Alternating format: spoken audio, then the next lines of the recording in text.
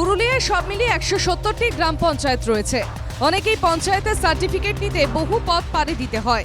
তারপরেও পঞ্চায়েতের প্রধান বা অন্য কোনো আধিকারিক না থাকার কারণে নাকাল হয়ে ফিরতে হয়। সেই অসুবিধা নিয়ে সরব সাধারণ মানুষ। পঞ্চায়েতে অনেক সময় হয়, অনেক সময় প্রধানদের তো নানা দিকে কাজ থাকে, ব্লকে জেলা পরিষদে তাদের মিটিং সিটিং থাকে, তখন তারা না থাকলে মানুষকে ফিরে যেতে হয়। সেই ইনফরমেশন আমাদের কাছে থাকে না, বলে আসে হয়তো পাওয়া গেল না, তখন আবার ফিরে যেতে হয়, আবার আসতে হয়। এটা হলে অবশ্যই আমাদের সবাই উপকৃত হব। সমস্যা ধরুন এইবার আমরা কাজ করতে যাই, তো এবার কাজ করে হঠাৎ কোনো একটা এখানে পড়ে গেল, তাহলে আসতে এবার অসুবিধা হয়ে যায়। আগে আমাদের খুবই সমস্যায় পড়তে হতো, আমাদেরকে যেতে হতো সাইকেল নিয়ে, যেয়ে পরে হয়তো প্রধান নেই, প্রধান মিটিংয়ে আছে, প্রধান অন্য কোনো জায়গায় গেছে, কিন্তু আমরা তাকে পেতাম না। দীর্ঘক্ষণ সময় অতিবাহিত করে অন্যান্য কার্য বন্ধ করে আমাদেরকে এই সব সার্টিফিকেটের জন্য বসে থাকতে হতো পঞ্চায়েতে। তবে 2025-এর শুরুতেই অর্থাৎ এই জানুয়ারি থেকে পঞ্চায়েতের বিভিন্ন শংসাপত্র অনলাইনে দেওয়া হবে বলেই ঘোষণা করেছেন মুখ্যমন্ত্রী মমতা বন্দ্যোপাধ্যায়। ফলে সেই সব শংসাপত্র নিতে আর পঞ্চায়েত অফিসে যেতে হবে না, যে কারণে খুশি বাসিন্দারা। দেখুন, উপকার হবে অবশ্যই।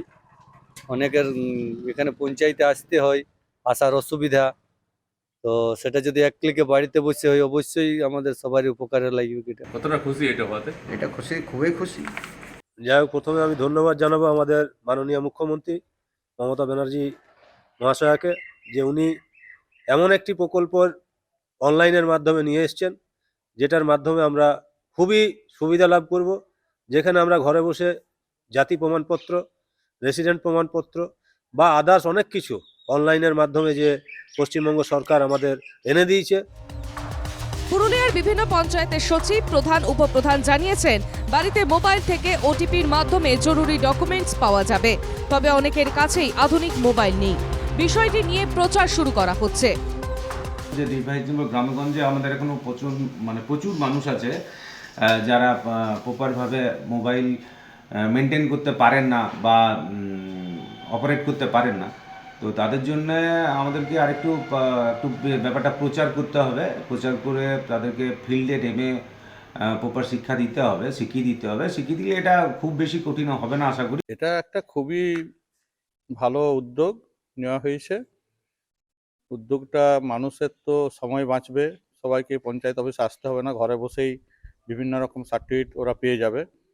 কিন্তু আমাদের জেলাতে একটু হয়তো সমস্যা এখন হবে, আমরা সেটা কাটিয়ে ওঠার চেষ্টা করছি, মানুষকে সচেতন করার চেষ্টা করছি। কারণ আমাদের এখানে অত তো ফোন টোনের ব্যাপারটা নিয়ে মানুষ সড়গড় নয়, কিন্তু আস্তে আস্তে এটা হ্যাবিট হয়ে যাবে মানুষের। আর এটা সত্যি একটা প্রশংসনীয় উদ্যোগ।